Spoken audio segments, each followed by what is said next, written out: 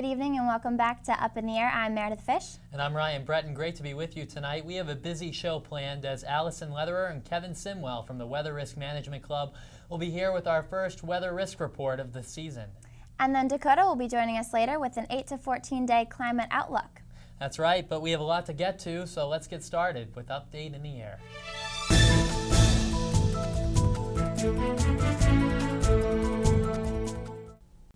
Recently, the Intergovernmental Panel on Climate Change released the latest report on the current state of our climate. This release concluded that scientists are 95 to 100% certain that human influence has been the dominant cause of the dramatic warming of our climate system since the 1950s. The report concluded that the most recent 30-year period, from 1983 to 2012, has been the warmest period of the past 1,400 years. The IPCC also found that greenhouse gas concentrations in the atmosphere are at an unprecedented high, at values we haven't seen in 800,000 years. But don't think we have everyone convinced. Skeptics are holding on to new data saying that in the past 15 years, surface warming has been smaller than previous rates. The main takeaway from this report is that the climate change is here and will affect our climate for centuries after the emissions of carbon dioxide are stopped. Changes in our climate are impacting North America's forests, according to researchers from Dartmouth who released a report on Monday.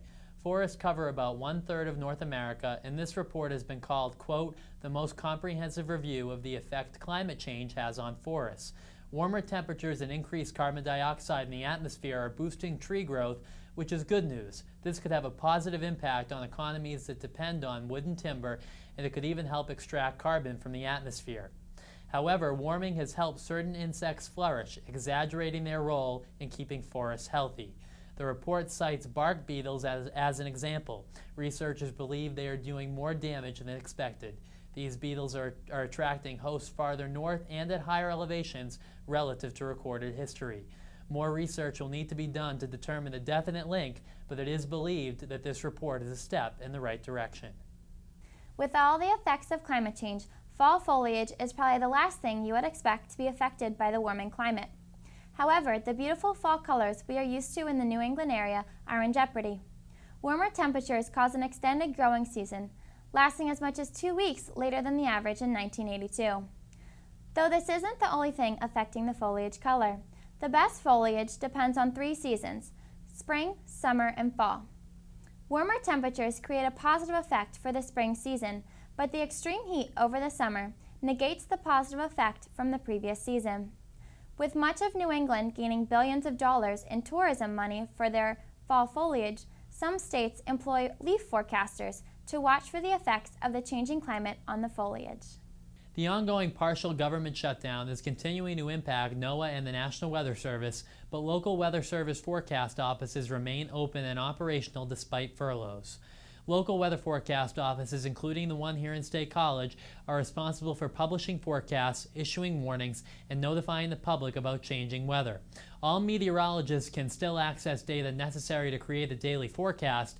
However, some websites hosted through NOAA redirect to a shutdown webpage, citing the government shutdown as a reason for their own website shutdown. The changing climate has everyone worried about its effects on humanity. Some researchers are postulating the possible health effects of the changing climate. A recent study based off of the new IPCC report says that reducing carbon emissions could save 500,000 lives each year by 2030 because carbon emissions are harmful to humans as well as the atmosphere. Rising temperatures are also causing an increase in toxic algal blooms across the United States. These blooms have been spreading from the Midwest and Great Lakes and causing asthma-like symptoms, vomiting, diarrhea, and irritated skin, as well as believed to be a carcinogen. Amoeba infections could also be on the rise from warming temperatures. This past summer, the brain-eating amoeba was found in warm water lakes of the U.S. and infected 4 children and killed 3.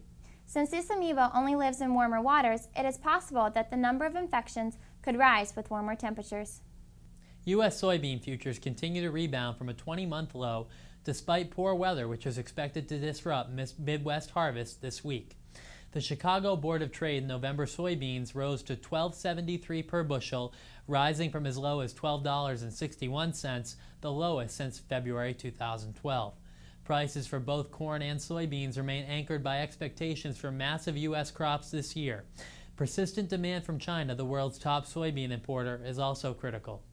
The Department of Agriculture crop reports are not available due to the partial government shutdown, but private reports suggest that corn and soy yields are possibly larger than anticipated. As we are entering the cold season, an invasion of colder air is likely in the coming days, and some are becoming more concerned about frost.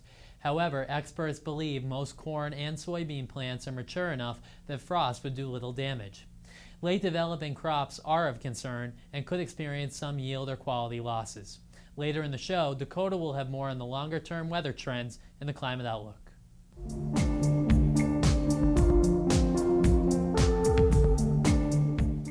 And welcome back to Up in the Air. We are now joined by two members of the Weather Risk Management Club, Allison Lederer and Kevin Simwell. Thanks for joining us, Allison and Kevin. So tell us a little bit about the Weather Risk Club and what is weather risk management? Thanks for having us. To tell you a little more about the Weather Risk Management Club, we're a student organization that exposes students to the financial side of meteorology. We do this by having guest speakers, participating in projects, and doing other activities. Now, Kevin will tell us a little more about the field of weather risk management. Thanks, Allison. Weather affects everything in our daily lives, from agriculture to transportation to energy to what outfit is appropriate that day. Being prepared for variability of weather can save money and time. Companies that have commodities that are affected by weather understand this point and have departments dedicated to minimizing this risk using forecasting data. Weather risk management is where forecasts and climate data can be used to prepare for financial decisions and economic activity.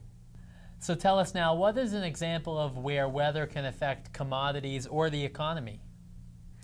Chocolate companies use meteorological information when buying cocoa beans, the main ingredient in chocolate. If the Ivory Coast, the #1 grower of cocoa beans, is predicted to have a heat wave and minimal rain, companies can preemptively adjust their pricing for their chocolate products to counteract the anticipated decreased supply of cocoa beans. You've discussed large companies using weather risk management, but can only large companies benefit from accessing financial risk using weather? No, everyone can use weather information to help their businesses. Take a small ice cream shop, for example. Being open for just the warmer months, or just knowing to staff more people during a heat wave, can save the company money and supplies. Another example is local bus services. Consumers use buses more frequently when it is raining outside. When the company can predict the rain, they can increase the number of buses and drivers, as more people would rather not walk in the rain. Now, you've stated examples of how companies react to changing weather, but why should our average Up in the Air viewer care about this? Being an informed consumer is something everyone should care about.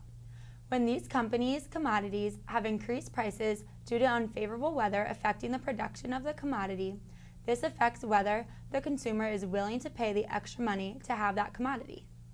I think our viewers will be able to grasp this topic even better if they have a real-world example.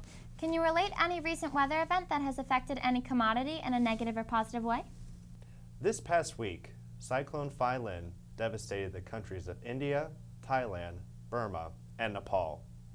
At its peak, the Indian Meteorological Department categorized it as a very severe cyclonic storm, which is equivalent of the Category 5 hurricane. India happens to be the largest exporter of rice in the world. One of the Indian states that was most impacted was Odisha. Odisha produces about 10% of the world's rice production. With this storm, it is estimated that 15% of Odisha's rice crops were destroyed. This is almost 1.5 million acres of crops. What is most unfortunate is that most of the rice crops were supposed to be harvested in the next few weeks. With this large reduction in rice supply, this may cause rice prices to increase later on this week when the damage of the storm is better assessed. Kevin Simwell and Allison Lederer, thank you very much for representing the Weather Risk Management Club in this week's Risk Report. Thank you for having us. We look forward to our club producing more weather risk segments. And we look forward to a weather risk report each week. That's right, and we'll be back in a moment with more.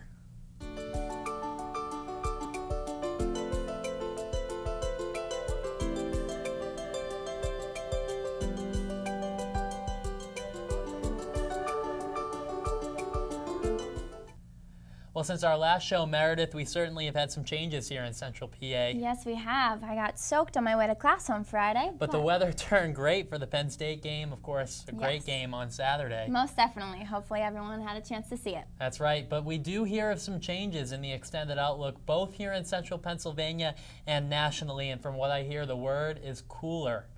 Yes, so Dakota is here to give us an update on the climate outlook. Dakota, take it away.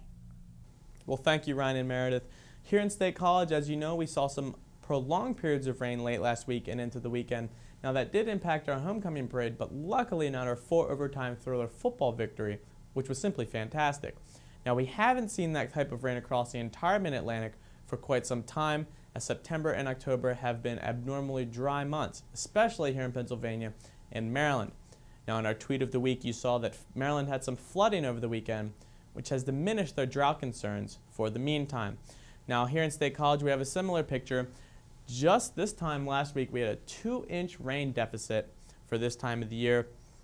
Now that deficit has closed as we had a coastal storm move through and dump nearly 2 inches of rain. Now our deficit is at 1/10 of an inch, and we saw this pattern develop across many locations in Pennsylvania as we saw rain move through many regions of the Mid-Atlantic. Now, taking a national view, we're hoping that this trend can continue and our drought concerns can go away for good. Up here in the Great Lakes and Northeast, we do have above normal precipitation chances due to a northeasterly flow developing and bringing some precipitation off the Great Lakes. A similar pattern down here in the Gulf Coast. We have above normal precipitations down here as warm moist air is going to flow off the coast and bring some rain. Totally different story out here in the West. We have below normal precipitation chances in the West out here in California, Arizona, Nevada, and the Pacific Northwest. I know they love hearing that sometimes in the Pacific Northwest where they get hammered with rain on day's end. Now, this pattern is set up due to a high pressure system that's going to move through and dominate our weather for most of the next 2 weeks.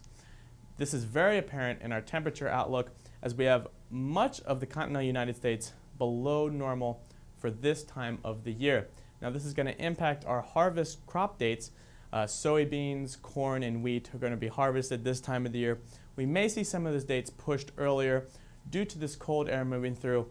As we said, that high pressure is going to move through from Canada, bring some colder temperatures, and maybe some rain down here in the Great Lakes and Gulf Coast. We do have a little bit of tease out here across the West Coast, down in Texas and Florida, but not much.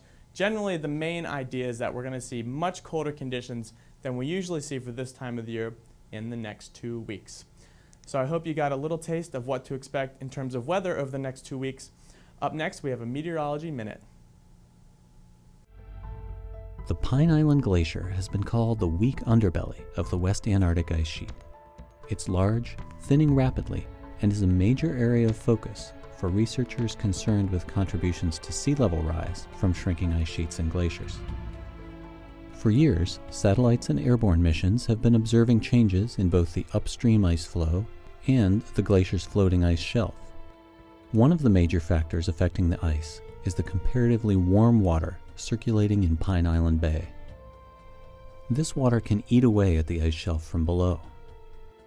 But until now, we haven't had direct measurements of how warm the water is or how fast that ice is melting.